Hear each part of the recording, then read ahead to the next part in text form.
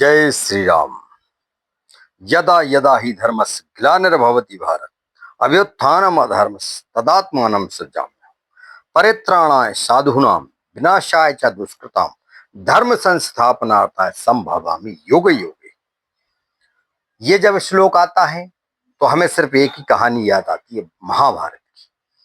भगवान कृष्ण ने कहा था कि जब जब इस धरा पर धर्म की हानि होगी, अधर्म बढ़ेगा, अत्याचार होगा, कुकर्मी बढ़ेंगे, बेधर्मी बढ़ेंगे, तब मेरा अवतार होगा।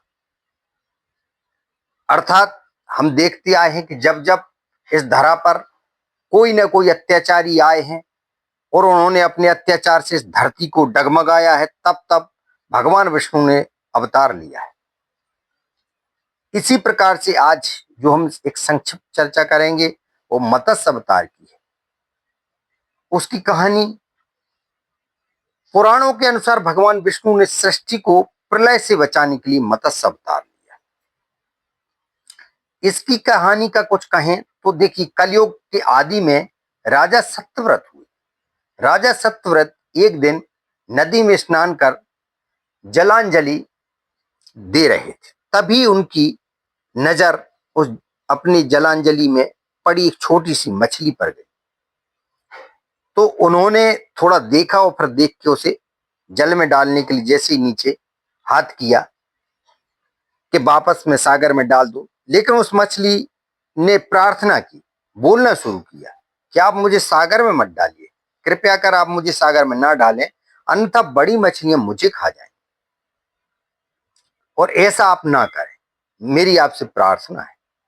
तब राजा सत्यव्रत ने सोचा, यार ये मछली बोल रही है, चलो खैर ठीक है जो भी है। तो उन्होंने कहा ये चूंकि प्रार्थना की है तो मुझे कुछ सोचना चाहिए।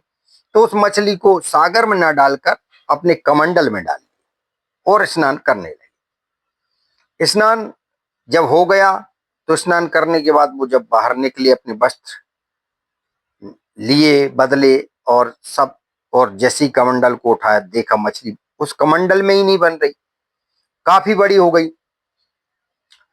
तो उन्हें आश्चर्य हुआ।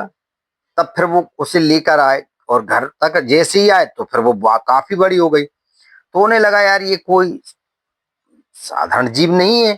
तो उन्होंने अपने परिक्षेत्र में जो सरोवर था उसमें उसको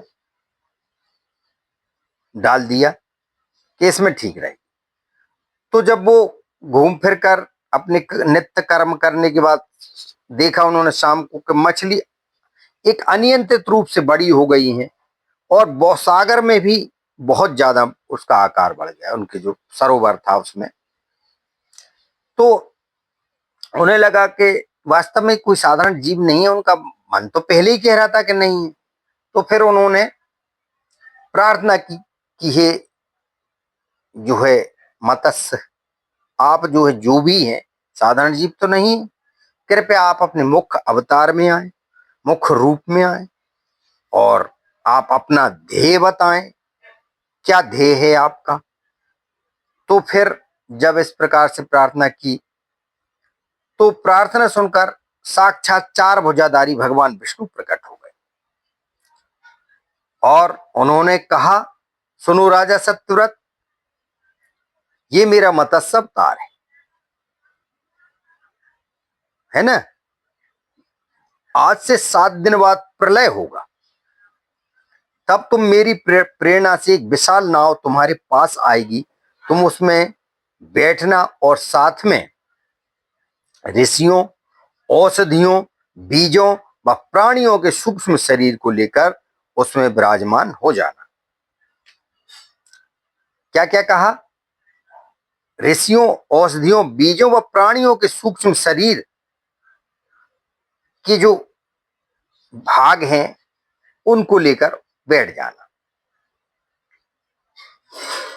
और जब तुम्हारी नाव डगमगाने लगेगी बीच में, तब मैं मत्स्य के रूप में तुम्हारे पास आऊंगा उस समय, और उस समय तुम बासुकी नाग के द्वारा उस नाव को मेरे सींग से बांध देना, और उस समय प्रश्न पूछने पर मैं तुम्हें उत्तर दूंगा, जिससे मेरी महिमा जो परब्रह्म नाम से विख्यात है तुम्हारे हृदय में प्रकट हो जाएगी।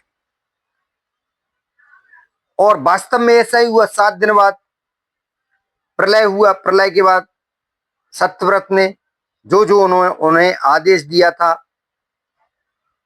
वो जो है सप्तऋषियों को, औषधियों को, बीजों को, प्राणी बीज, जीव जंतु, ये पादप जितनी भी थी, ये सब की बीज लेकर वो बैठ गए। और जब वो बीच में डगमगाने लगी नैया, तो वासुकी नाग के द्वारा वो से जो है मत्स्य के सींग से बांध दिया गया।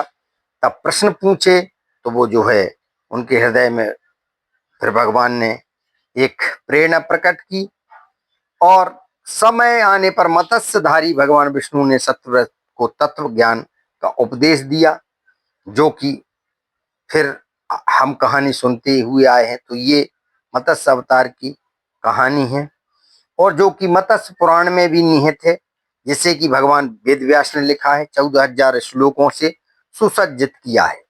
सप्तऋषियों एवं मनु की विशेष इसमें कहानी है, जल प्रलय का पूरा वर्णन है, और इसके साथ साथ तारकासुर एवं जो है अन्य कथाएं भी हैं इसमें, और विशेष तौर से दान, तीर्थ, यज्ञों का वर्णन, काशी महात्म, नर्मदा महात्म, प्रयाग महात्म, ये सब इसमें विशेष तौर से दर्शाए गए हैं।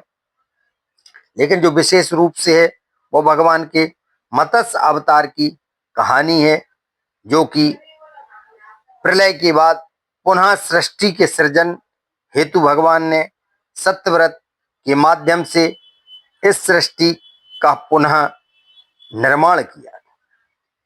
तो जो है ये कहानी है, और अच्छा बढ़िया कहानी। जय श्री राम।